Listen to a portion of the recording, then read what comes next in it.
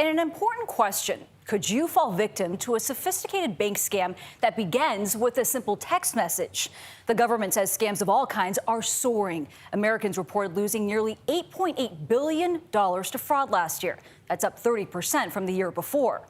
Our consumer investigative correspondent Anna Warner shows us how scammers stole a staggering sum from one woman's bank account. Anna, good morning. This was a lot of money.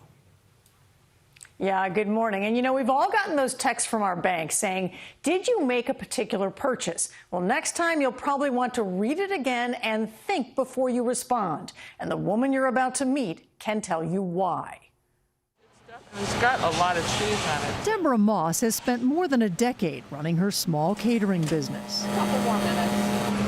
In 2021, she says she'd finally saved enough money to slow down and move to rural Guerneville, California.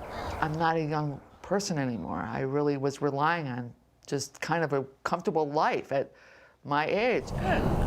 But a few weeks after moving in, she says she got a text saying her bank, Chase, wanted to know if she'd approved a $35 debit card charge from another state. So basically, it's one of those fraud texts. That's right. Did you approve this transaction? Yeah, that's all it was. Just a minor irritant in my day. And of course, I said, no, I don't approve of it. Then the phone rang, showing Chase Bank as the caller, she says. And on the other end? Hello, ma'am. This is Miss Barbara from Chase ATM. I'd like to know if it's okay if I give you a new card. And I said yes.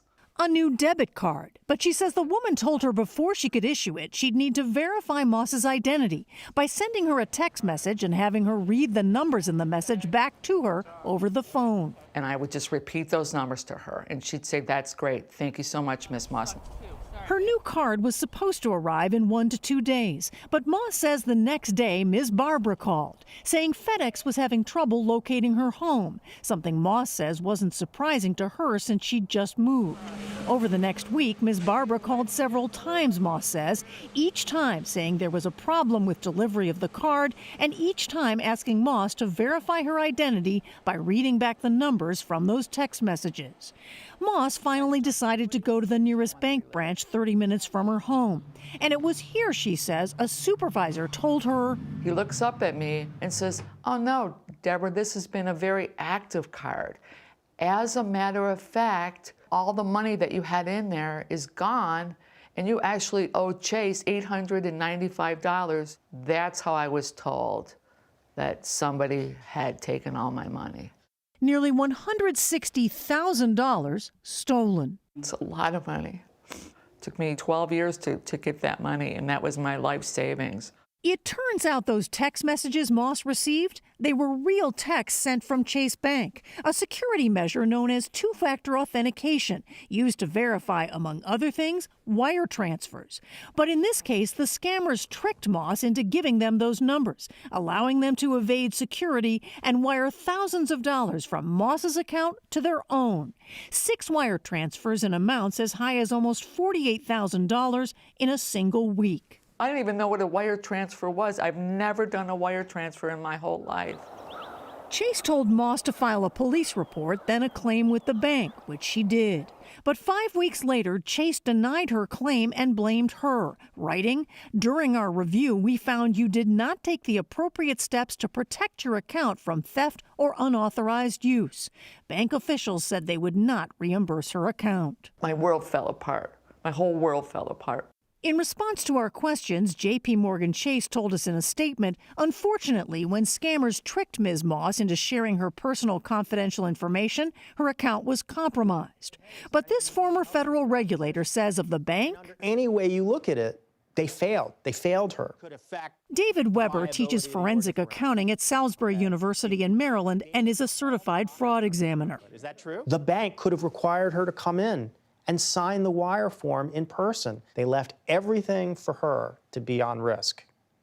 And now they're saying they bear no responsibility. What's more, he says, those two-factor text message authentication systems aren't strong enough. This is happening hundreds and thousands of times a day in the United States using the exact same methods here. The two-factor authentication is not strong enough to protect this customer. JP Morgan Chase told us each year they invest hundreds of millions of dollars in authentication, risk models, technology, and associate client education to make it harder for scammers to trick customers.